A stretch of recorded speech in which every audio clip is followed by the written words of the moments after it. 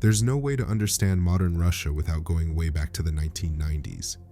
It was a period every Russian remembers as a dark era of crime, poverty, and corruption. Years of chaotic change that few were prepared to face. When the Soviet Union fell apart overnight, everything went wild. Criminals took control, power came from force, and wealth was determined by how aggressively one could seize opportunities. While the West enjoyed peace and prosperity, with great music, movies, and TV shows, Russians, however, faced the collapse of the world they'd always known. The Soviet Union collapsed, taking the old socialist system with it. Suddenly, people had to adapt to capitalism and a free market economy, something completely unfamiliar after years of rigid Soviet planning. It was never just about the economy. What broke was the order. Teachers became salespeople. Salespeople turned business owners, and almost everyone knew someone involved in shady activities. These were Russia's wild 90s, a difficult time that changed millions of lives forever.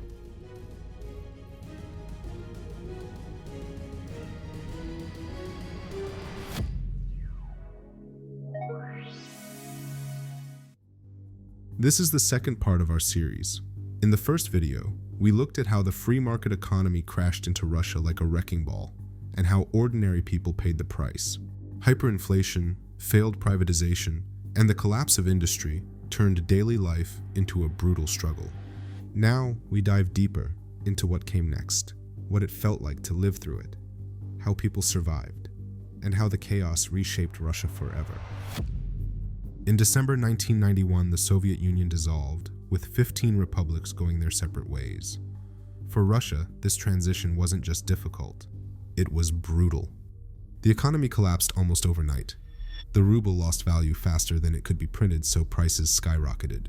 Let's break it down. In 1992, a kilogram of cheese cost 415 rubles. By 1997, it cost over 27,000. A winter coat that cost 16,000 rubles in 1992 soared to 1.5 million rubles 5 years later. Even funeral caskets saw inflation, from 2,000 to 336,000 rubles. Banks collapsed, salaries went unpaid, and hyperinflation wiped out lifelong savings. Desperate for survival, people sold whatever they owned: books, shoes, even wedding rings, simply to afford food. Many people lost their jobs and were left with no steady income, so they adapted however they could. Teachers became traders, and engineers drove taxis. Russians found themselves trapped in the void between worlds. In 1993, things escalated further. A political standoff between President Yeltsin and the Russian parliament turned violent. Yeltsin wanted to speed up reforms and push Russia toward a market economy. He proposed a new constitution to give the presidency stronger powers and break the political deadlock. Parliament refused, and tensions rose fast. Yeltsin declared a state of emergency and moved to dissolve parliament. Lawmakers locked themselves inside the Russian White House. Tanks rolled into Moscow. Troops surrounded the building and opened fire. More than 100 people lost their lives. The capital was shaken by intense conflict, marking one of the most dramatic political confrontations in post-Soviet Russia. For many, it felt like the end of the country's democratic hopes. From that point on, political power followed strength, not negotiation. Who needs democracy when you have tanks, right? In the 1990s, Russia operated under two realities: those who held power and those who tried to avoid conflict. The legal system collapsed, and criminal organizations filled the void quickly. With state institutions too weak to offer real protection, people relied on criminal groups. These groups acted openly. They influenced business, politics, and law enforcement. They offered a krisha, which means roof, a form of protection. Those who paid were left alone. Those who didn't faced threats and pressure. Crime became part of everyday life. Attacks on public figures made regular headlines. Most cases remained unsolved. Public trust in justice faded. Police had few resources and limited support. Some officers avoided action, while others became directly involved. Corruption blurred the boundary between law and crime. The roles of gangster and businessman often overlapped. Gang members wore suits, and business owners relied on hired muscle. Intimidation became a regular business tactic. Criminal groups managed cafes, markets, and small businesses, operating with strict hierarchies. They often shared profits with officials, making them difficult to challenge. A black leather jacket came to symbolize this period, both a mark of influence and a source of fear. For many teenagers, joining a gang felt like a way to gain status or protection. Difficult home lives and limited opportunities pushed some toward the streets.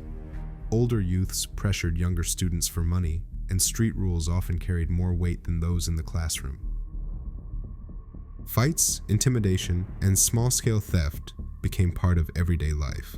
For some, these early steps into street culture eventually led to organized crime. Across Russia, trust faded. Courtrooms grew quiet, while the streets remained tense. Fear became a constant presence. After the collapse of the Soviet economy, a new group of wealthy elites appeared. They were called the New Russians. They took advantage of rushed privatization to buy factories, oil companies, and property at low prices. Many of them had connections to the right people, and they moved quickly. They showed off their wealth with expensive foreign cars, flashy jewelry, and massive homes. The way they dressed, spoke, and lived became symbols of sudden success in a chaotic time. For many people, they were hard to ignore. Some admired them for being smart and successful. Others saw them as greedy and dangerous. Many saw them as a sign of how unfair things had become. They became a symbol of the 1990s in Russia, loud, wealthy, and untouchable.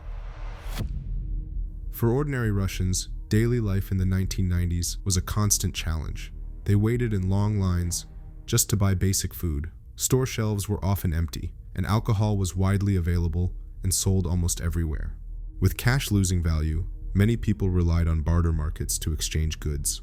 At the same time, Western products, pirated music, and imported clothing flooded the informal economy, creating a strange blend of scarcity and foreign influence. One of the most famous examples of this blend was Moscow's Cherkizovsky market, known simply as Cherkizon. It was a massive open-air and indoor market where you could find almost anything. Traders sold goods from all over the world, much of it without proper documentation. By the late 1990s, Cherkizon had become a key hub for imported goods in Russia and one of Moscow's largest black market economies. Criminal groups offered protection to stall owners, and many stalls operated under their control. It was also a place of constant activity, with thousands of shoppers every day. When authorities finally shut it down in 2009, they found underground workshops and basic living spaces. Experts estimate it moved huge amounts of untaxed goods across Russia, costing the state billions of US dollars over the years. I saw endless rows of clothes, shoes, and lingerie alongside stalls selling food. Mostly kebabs, which felt exotic in Moscow then. In winter, we tried on boots while standing on a piece of cardboard. In summer, we tried on swimwear while someone held up a cover for privacy, says Anita, who was a kid in the 1990s. Children in schools worked on math problems using real inflation figures. Many could name the cost of bread more easily than the price of toys. Playgrounds were often unsafe, sometimes scattered with discarded syringes. Street gangs held control over certain areas, and substance abuse became a growing problem. Even cinemas struggled to stay open, yet in 1997, one film stood out, Brother. It told the story of Danila Bagrov, a war veteran who returned home and entered a dangerous underworld. He embodied the struggles of the era, not as a grand action hero, but as an ordinary man hardened by a difficult world.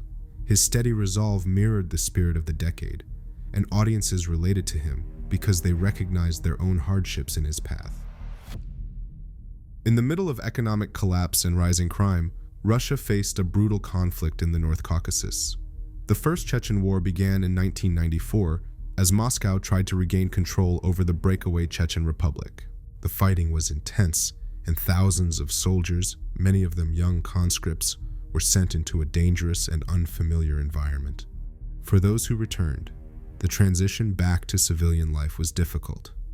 Many veterans struggled with physical injuries, emotional trauma, and a lack of support. Jobs were rare, and military skills often had little use in civilian life.